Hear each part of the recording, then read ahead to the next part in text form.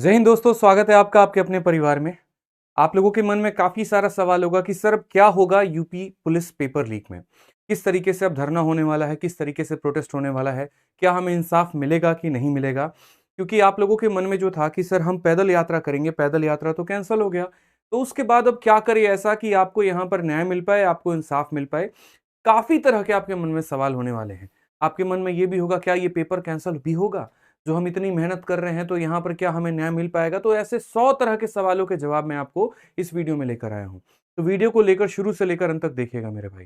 सबसे पहले अगर हम बात करें यहाँ पर, तो पैदल यात्रा क्यों रद्द किया गया? देखिए, पैदल यात्रा के लिए हमने खुद ही ऑफलाइन से लेकर ऑनलाइन से लेकर हर जगह पर बच्चों को बोला था कि हम लोग पैदल यात्रा करेंगे और सरकार तक अपनी बातें पहुँचाएँगे। लेकिन उसके बाद में कुछ ऐसे सर्कमस्टांसेस आए जिसकी वजह से हमें पैदल यात्रा रद्द करना पड़ा। क्या-क्या मेरे भाई वो कारण थे, वो ज़रा समझिए। सबसे पहले पैदल यात्रा की अगर हम बात करें, तो जिस तरीके से हमें अलग-अलग सोर्सेज़ के माध्यम से पता चला, उसमें यहाँ पर ये था कि अगर पैदल यात्रा शुरू होती है और जहाँ से भी, जैसे अगर मानिए बुलंदशहर बाईपास से शुरू होती है, तो वहीं से ही पुलिस के प्रशासन के सभी जो वैन हैं और बसें हैं, वहाँ पर तैनात थी कि आप लोगों को वहीं से अरेस्ट करना शुरू कर दिया जाएगा। अब देखिए, इसमें कोई मतलब हमें परेशानी नहीं है अगर हमें अरेस्ट किया जाए तो। बस परेशानी यहाँ पर ये हो जाती है कि अगर कोई लड़का है या लड़की है, ठीक है, जब वो अरेस्ट हो जाएँगे अगर, तो फिर उनके पेरेंट्स को हम क्या जवाब देंगे? क्या ज़िम्मेदारी बन जाएगी हमारी वहाँ पे? अगर वो रोते-बिलखते हमारे पास आ रहे हैं कि नहीं सर, आपके कहने पर हमने बच्चों को भेजा, लेकिन हमारे बच्चे जो है वो अरेस्ट हो गए, अब इसमें ज़िम्मेदार कौन है? अरेस्ट होने के बाद में कब छूटेंगे, क्या होगा? तो एक बहुत बड़ा प्रश्न चिन्ह वहाँ पे शुरू हो जा रहा था, क्योंकि प्रशासन ने अपनी तरफ से जो है पूरा इंतज़ाम किया हुआ था कि बच्चे जहाँ पर भी होंगे उन्हें सीधा उठा के बंद करना है। तो सबसे बड़ा जो कारण था वो यहाँ पर यही था कि बच्चों के ऊपर एफआईआर ना हो, बच्चों के ऊपर किसी तरह की कोई कार्रवाई ना हो। इसीलिए डिसाइड हुआ कि हम सभी टीचर्स जो है वो पैदल यात्रा निकालेंगे, बच्चों को इसमें शामिल नहीं किया जाएगा। उसके बाद में दूसरा कारण ये भी था कि प्रोटेस्ट का दिशा परिवर्तन होने की थोड़ी भनक थी। ठीक है, जिस तरीके से अभी चुनाव का माहौल है, अलग-अलग पार्टी जो है अपना नाम कमाना चाहती है, किसी-किसी मुद्दे को लेकर यहाँ पे, ठीक है? तो हमें जो लग रहा था वो ये लग रहा था कि अगर बच्चों के भीड़ में ही कोई ऐसा अराजकत्व तत्व ना आ जाए, ठीक है, जो वहाँ पे आके अराजकता फैलाए और उसी भीड़ में कहीं पर पथराव कर दे प्रशासन के ऊपर में, या कोई ऐसी हरकत कर दे जो आप लोग कभी कर भी नहीं सकते हैं, लेकिन उसके चलते सभी लोग नपेंगे, तो वो एक बहुत बड़ा क्षति पहुँचता। हमारा जो प्रोटेस्ट का डायरेक्शन था वो पूरा का पूरा कंप्लीटली बदल जाता, फिर हम भी यहाँ पर एंटी सोशल हो जाते और कहीं न कहीं हम देशद्रोही की तरफ जो है मूवमेंट करना शुरू कर देते हैं। तो ऐसा हम बिल्कुल नहीं चाहते थे। उस भीड़ में बहुत ही मुश्किल था आइडेंटिफ़ाई कर पाना कि कौन हमारे पक्ष में है, कौन हमारे विपक्ष में है, कौन हमारे साथ आया है और कौन हमारे साथ का नहीं है। ठीक है? तीसरी जो यहाँ पर इश्यू आ रही थी, वो आ रही थी सेफ्टी इश्यू यहाँ पे लेके कि काफ़ी सारी लड़कियाँ जो हैं, ठीक है? क्योंकि आप यूपी पुलिस का पेपर देखेंगे, अगर 50 लाख के करीब में फॉर्म भरा गया, तो 15 लाख लड़कियों ने जो है फॉर्म को अप्लाई किया हुआ है। तो इतनी भारी संख्या में लड़कियों का भी आवेदन था उसमें, और लड़कियाँ भी जो है इस प्रोटेस्ट में शामिल होने जा रही थीं, तो वो भी एक बहुत बड़ा मेजर कंसर्न बन रहा था, सेफ्टी इश्यू बन रहा था। ठीक है। अब आप बोलोगे सर, पहले आप लोगों ने ये क्यों नहीं सोचा? जब आपने पदयात्रा घोषणा की तो उसके पहले तो आपको सोचना था ये बात। देखिए, कोई भी चीज़ हम लोग कर रहे हैं तो किस वजह से कर रहे हैं? कि आपका बेनिफिट हो पाए। ज़िंदगी के सारे डिसीज़न सही नहीं होते, ज़िंदगी के सारे डिसीज़न गलत नहीं होते। समय पर, वक़्त पर कुछ डिसीज़न लेने के बाद में तब आपको पता चलता है कि यहाँ पर ये कमी रह गई, यहाँ पर ये सुधार होना बाकी था। ठीक है? जब हमने यहाँ पर डिसीज़न लिया, हमारी पूरी टीचर्स कम्युनिटी ने डिसीज़न लिया, जब नवीन सर ने आपका जो आकर यहाँ पर इसकी घोषणा की थी, उन्होंने भी यही मन से सोचा था कि आपको किसी तरीके से आपको न्याय मिल पाए और सरकार आपकी बातों को सुने और उसके बाद में जो है आपको पूरा का पूरा इसका फ़ायदा पहुँचे, पेपर रद्द हो। लेकिन उसके बाद में क्या हुआ? उसके बाद में सरकार और बाकी प्रशासन ने अपना जो है पूरा माहौल सेट करना शुरू कर दिया कि किसी तरीके से इसको जो है निरस्त किया जाए और कहीं पर बच्चों को भीड़ भी इकट्ठा ना होने दिया जाए। तो उसी पे चंद लाइनें हैं जो कि मैं बोलना चाहूँगा यहाँ पे, जिससे आप समझदार हैं, आप समझ सकते हैं कि लश्कर भी तुम्हारा है, सरदार भी तुम्हारा है। लश्कर भी तुम्हारा है, सरदार भी तुम्हारा है, तुम झूठ को सच लिख दो, अखबार भी तुम्हारा है। लश्कर भी तुम्हारा है, सरदार भी तुम्हारा है, तुम झूठ को सच लिख दो, अखबार भी तुम्हारा है। और उसके बाद इस दौर के फरियादी जाएँ तो जाएँ कहाँ? इस दौर के फरियादी जाएँ तो जाएँ कहाँ? कानून भी तुम्हारा है और दरबार भी तुम्हारा है। तो मतलब आप इन लाइनों से समझ पा रहे होंगे जो हम कहना चाह रहे हैं, और इसके पीछे एक बहुत गहराई है, ठीक है, कि क्यों हमारा ये प्रोटेस्ट कैंसल करना पड़ा और हमने जो सोचा था उसके विपरीत ये सारी बातें क्यों चली गईं। इसके बाद आपके मन में ये होगा कि सर, अब आगे प्रोटेस्ट को कैसे लीड करें? तो यार, आगे प्रोटेस्ट को लीड करने के पहले है ना, मैं एक छोटी-सी बात बोलना चाहूँगा यार। ठीक है, कुछ आप लोगों के बड़े शानदार-शानदार कमेंट है जिसको देख के दिल काफ़ी खुश हो रहा है। हो सकता है आपको मेरी बातें अभी बुरी लगे, लेकिन जितनी बातों से आपके बाकी टीचर आहत हो रहे हैं ना, वो शायद कम ही है।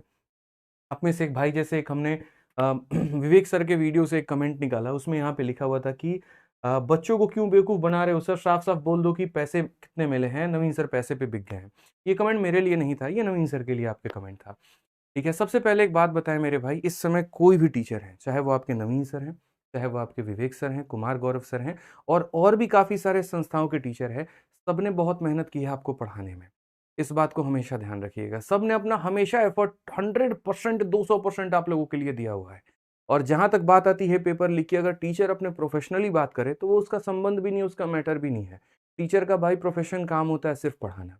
बाकी सेंटर पर पेपर आपका कैसे गया, कैसे नहीं गया और क्या रहा प्रॉब्लम, वो आपकी ज़िम्मेदारी है। लेकिन अगर कोई गुरु भाई के नाते आपके साथ खड़ा है, कोई आपकी समस्या को समझ रहा है, तो कम से कम उसे सपोर्ट करिए, ना कि अपने नेगेटिव कमेंट के साथ आहत करिए। काफ़ी सारे लोगों का कहना है कि सर बिक गए। अरे भाई, कहाँ बिकेंगे? किससे बिकेंगे ये तो बताओ पहले, ठीक है? तो उन भाइयों के लिए एक बड़ा प्यारा-सा लाइन है मेरे भाई यहाँ पे कि हम लोग कुछ और सोचते हैं, बातें कुछ और हो जाती हैं, फिर उसके बाद जो दुःख मिलता है, वो ज़्यादा मिलता है। तो इसीलिए एक लाइन लिखी है मैंने कि ज़मीन में चल ना सका, आसमान से भी गया। ज़मीन में चल ना सका, आसमान से भी गया, कटा के सिर को परिंदा उड़ान से भी गया। मतलब एक तरफ से अगर कुछ बोल दीजिए तो सरकार के खिलाफ है, नहीं बोलिए तो आपके खिलाफ है। ठीक है? तो ऐसा ना करें, आप लोग ही हमारी ऊर्जा के स्रोत हो। आप लोगों से ही सभी टीचर्स को ऊर्जा मिलती है और अगर आपके ही कमेंट ऐसे रहेंगे तो दिल बहुत आहत होगा। कुछ बच्चों के यहाँ पर कुछ ऐसे भी कमेंट दें कि सिर्फ़ बिज़नेस करते हो। मेरे भाई, पहली बात एक बात बता दें, बिज़नेस जो शब्द है ना, वो कभी टीचिंग इंडस्ट्री में नहीं आता है उन टीचर से जो आपके लिए दिल से पढ़ाते हैं। इस यूट्यूब पर काफ़ी सारे टीचर्स ने बहुत मेहनत की। घंटे-घंटों की मैराथन ली, किसी ने 12 घंटे की मैराथन ली, किसी ने 24 घंटे की मैराथन ली, किसी ने 21 दिन 21 मैराथन लिया और भी अलग-अलग प्लेटफ़ॉर्म्स के टीचर्स ने अपने तरफ से पूरा योगदान दिया।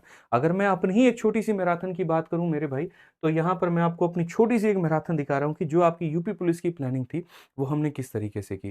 पूरे 21 दिन 21 मैराथन से आपको मैंने इतनी क्लासेस दी। उसके बाद में हमने आपको एक तरफ से प्रैक्टिस सेट चलाया। आपके लिए एक तरीके से हमने शॉर्ट्स वीडियोज़ बनाए। एक तरफ से जो है हमने आपके लिए गाइडेंस वीडियो बनाया। इनमें से कोई एक भी मेरे भाई पॉइंट ऐसा नहीं है ना, जहाँ पर आप बोलोगे कि सर ₹1 भी आपने कोई चार्ज किया। अरे मेरा तो यार एक बैच भी नहीं आया यूपी पुलिस का।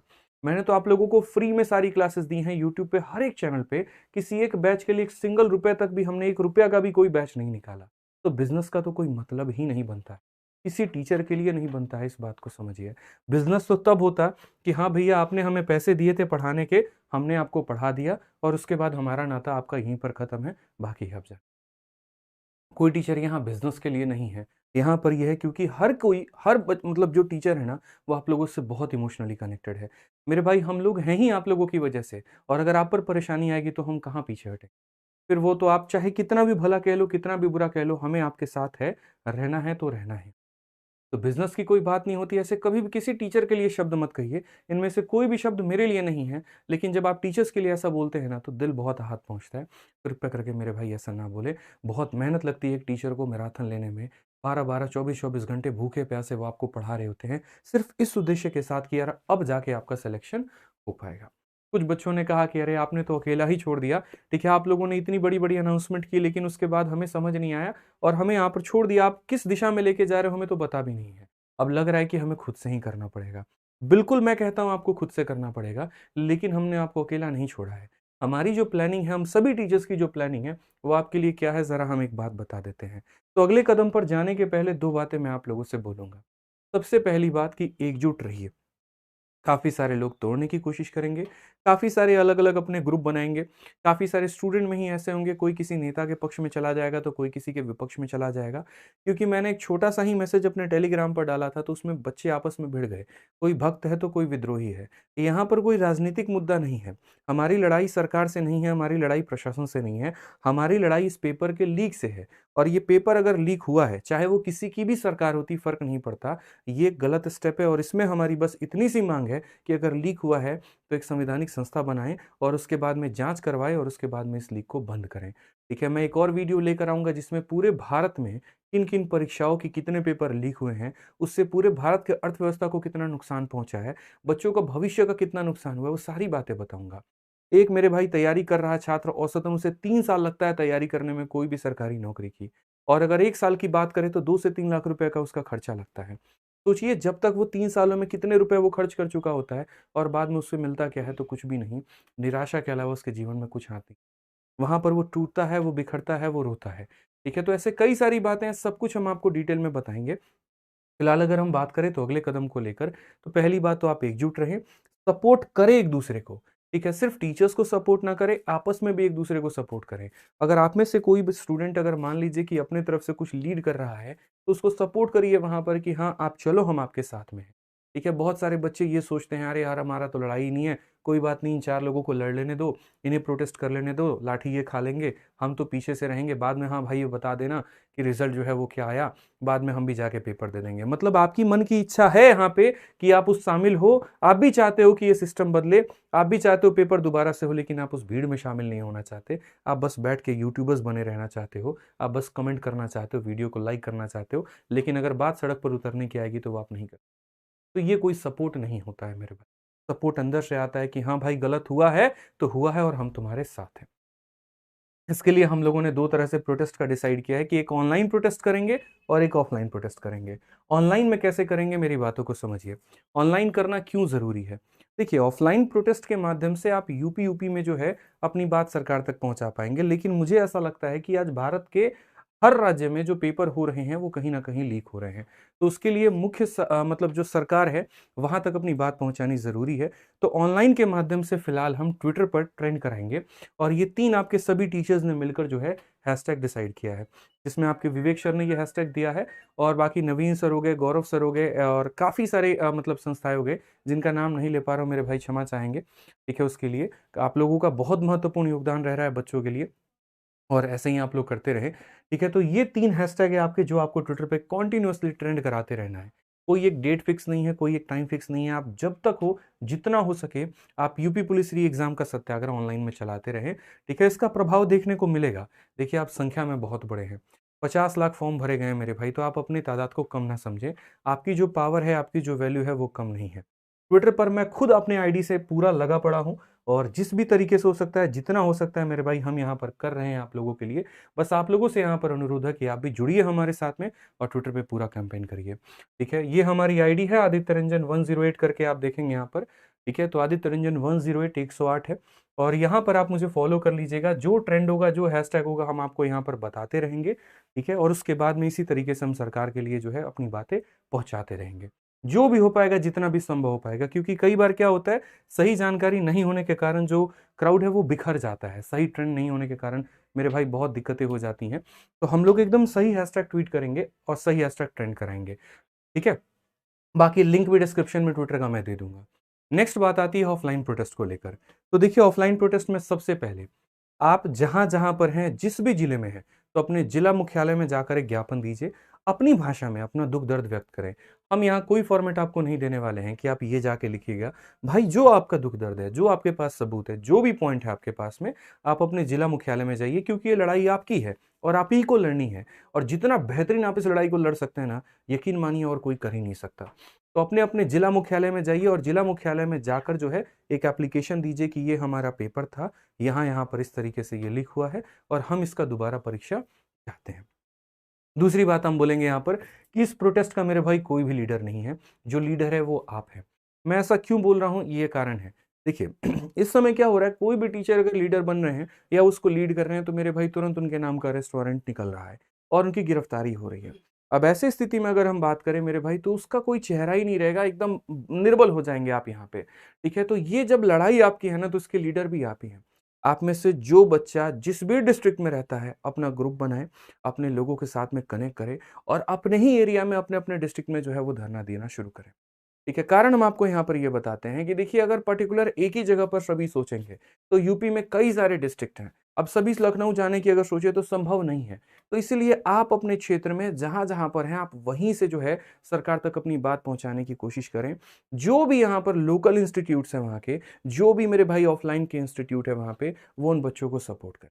आप उनके गार्जियन बने, आप उनके पेरेंट बने, उन्हें सही मार्गदर्शन दिखाएँ, कोई गलती ना हो उनसे, किसी तरह का वो कोई गैर कानूनी काम ना करे, जो संविधान में लिखा गया है, जो संवैधानिक मेरे भाई क्षेत्र में आता है, हम उसी के तहत जो है अपनी बात सरकार तक रखेंगे। तो आप पूरे यूपी में मेरे भाई अलग अलग जगह से अपनी बात सरकार तक पहुंचे। और जो मेरे भाई इसमें सक्षम हैं, जो इच्छुक हैं, और मेरे भाई जो दिल से कह रहे हैं, वो कमेंट बॉक्स में हाँ लिख के जरूर बताना कि हाँ सर हम करेंगे, हाँ सर हम जाएंगे। ठीक है। तीसरा अगर हम बात करें तो ऑफलाइन कोचिंग का पूरा सपोर्ट रहे मेरे भाई। देखिए जितने भी हैं कोचिंग से, आप सभी से मेरा हाथ जोड़ के निवेदन है, अगर आज आप बच्चों के साथ में नहीं आएंगे तो कल ये बच्चे किसके पास जाएंगे। ये आपको गुरु मानते हैं, ये आपको अपना सब कुछ मानते हैं, आपके ऊपर पूरा विश्वास करके बैठे हुए हैं। और अगर आप इनके ऊपर में सपोर्ट नहीं दिखाएंगे, अगर आप छोटी छोटी चीज़ों से डर जाएंगे, थोड़े पीछे हट जाएंगे, तो ये बच्चे कहीं के नहीं रहेंगे। ठीक है। अगर इनके साथ अन्याय हुआ है तो न्याय भी दिलाना जो है वो आप सभी का काम है। और यहाँ पर मुझे लगता है कि आप जितने उनके पेरेंट्स बन के, जितने उनके गार्जियन बन के समझा सकते हैं, सिखा सकते हैं, बता सकते हैं, आप उतना करें तो मेरे भाई बहुत बहुत मेहरबान। चौथा अगर मैं बोलूंगा तो अपने यहाँ के सांसद हो गए या विधायक हो गए, उनको ज्ञापन भी दीजिए और सबूत भी दीजिए, ताकि जब वो अपनी सभा में जब उनके डिबेट होते हैं तो वो उन बातों पे सरकार को बता पाएं, सरकार के समक्ष अपने जो है चीज़ों को रख पाएं, ताकि इसके बाद एक कड़ी कानून लाई जा सके। और उसके बाद जितने भी ये सॉल्वर गैंग है, जितने ये मुन्ना भाई लोग हैं, उनकी सही तरीके से वाट लगाई जा सके, ताकि जो एक ईमानदार बच्चा है, जो अपनी ईमानदारी से, जो अपनी निष्ठा से तैयारी कर रहा है ना मेरे भाई, उसकी ईमानदारी वेस्ट ना जाए, उसकी ईमानदारी को पूरा का पूरा पैसा वसूल सब कुछ मिले जो वो चाहता है। ठीक है। अगर किसी बच्चे ने, किसी मध्यम वर्ग के बच्चे ने सपना देखा है ना दरोगा बनने का, अगर उसने सपना देखा है ना मेरे भाई वर्दी पहनने का, तो वो सपना उसका पूरा हो, लेकिन उसके मेहनत के दम पे, ना कि पैसों के दम। तो इसीलिए हम बोलेंगे कि यहाँ पर आप हर तरीके से जितना हो सकता है लोकल लोगों से बात करें, अपने एमएलए एमपी को जाकर ज्ञापन दें। साथ में जितने लोकल न्यूज़पेपर हैं आप उनसे भी मिलें, उनके सामने अपनी बातों को रखें और इस मुद्दे को दबने ना दें। इस मुद्दों को जितना उठा सकते हैं उतना उठाएं। ठीक है। जितना मीडिया में आकर अपनी बातों को कर सकते हैं उतना करें। बाकी फिर भी अगर मान लीजिए किसी को मेरी बातों से कोई भी आहत हुआ हो ना भाई, उसके लिए हम माफ़ी चाहेंगे। मेरे शब्द अगर किसी को, किसी बच्चे को जो है अगर बुरा लगा हो या कोई भी बात हो, तो उसके लिए फिर से माफ़ी चाहूँगा मैं। बाकी दोस्त एक ही बात बोलूँगा मैं यहाँ पे, सभी टीचर्स आपके लिए बहुत मेहनत कर रहे हैं। आपको पता भी नहीं है किसके पीछे क्या परेशानी है, आपको पता भी नहीं है प्रशासन ने जो है वो कितना परेशान कर रखा है काफ़ी सारी चीज़ों को लेकर। बस हम आपसे इतना कहेंगे कि देखिए, ना हमारी लड़ाई सरकार से है, ना हमारी लड़ाई प्रशासन से है, हमारी लड़ाई बस पेपर लीक को लेकर है। अगर ये गलत है तो इसकी जांच कराई जाए और बच्चों को उनका हक दिलाया जाए। इतनी भारी मात्रा में बच्चों ने पेपर दिया है, आप सिर्फ इतना सोच लीजिए कि जो गलत तरीके से सिस्टम में जा रहा है, पैसे दे के पेपर लीक करवा के जा रहा है, क्या गारंटी है वो मेरे भाई कि इस सिस्टम को गंदा नहीं करेगा? क्या गारंटी है यहाँ पर कि वो जाने के बाद में पहले अपने वो 2 लाख 3 लाख रुपए वसूलने की कोशिश नहीं करेगा जो उसने सॉल्वर गैंग को दिए हुए हैं? क्या गारंटी है यहाँ पर कि सिस्टम में जाने के बाद वो करप्शन को बढ़ावा नहीं देगा? तो आप भी इस बात को समझते हैं और सरकार से भी मेरा निवेदन है, ठीक है, कि आप इस बात को बहुत भली-भांति समझते हैं। आप भी चाहते हैं कि आपका जो उत्तर प्रदेश है, वो यहाँ पर भारत का सर्वश्रेष्ठ प्रदेश बने। और उसके लिए जो योगी जी आपने काम किया, बहुत ही शानदार किया है। बहुत ही बढ़िया तरीके से आपने प्रशासन व्यवस्था जो है वो फिट की हुई है। लेकिन अगर उसमें ऐसे करप्ट लोग जाएँगे, तो शायद आपका वो सपना है, ठीक है, वो अधूरा रह जाएगा। शायद वो सपना कभी पूरा नहीं हो पाएगा। आप तो बहुत उच्च लेवल पर बैठे हुए हैं, नीचे क्या हो रहा है वो पता भी नहीं चल पाएगा। इसलिए इसके ऊपर संज्ञान लें, कड़ी से कड़ी कार्रवाई करें और बच्चों को उनका हक दिलाएँ। ऐसा आपने कुछ समय पहले किया हुआ था। हमने आपकी एक बड़ी प्यारी-सी वीडियो जो है वो देखी, जिसमें पेपर लीक को लेकर आपने एक्शन लिया था। उसके बाद आपने दोबारा भी पेपर करवाया, बच्चों को फ्री जो है बस सेवा भी पहुँचवाई कि जिनके पास भी एडमिट कार्ड है, बसों में जाकर अपना फ्री में जो है उत्तर प्रदेश परिवहन में अपने सेंटर्स पे जाके पेपर दे सकते हैं। हर वो उचित सुविधा आपने बच्चों को दिया, आप वो दोबारा भी कर सकते हैं। इसके ऊपर संज्ञान लीजिए और बाकी जो है कड़ी से कड़ी कार्रवाई करिए। बाकी आपसे बहुत उम्मीद है, ठीक है? हम सभी बच्चे जो हैं यहाँ पर आपकी डिसीज़न्स का वेट कर रहे हैं। हम इतना कहेंगे आपसे कि हमारी तरफ से, बच्चों की तरफ से कोई भी ऐसा काम नहीं होगा जिससे कहीं पर भी राज्य सरकार का नुकसान हो। लेकिन बस हमारी बात को समझिए, सुनिए। बहुत-बहुत मेरे भाई धन्यवाद। अगली वीडियो जल्द आने वाली है।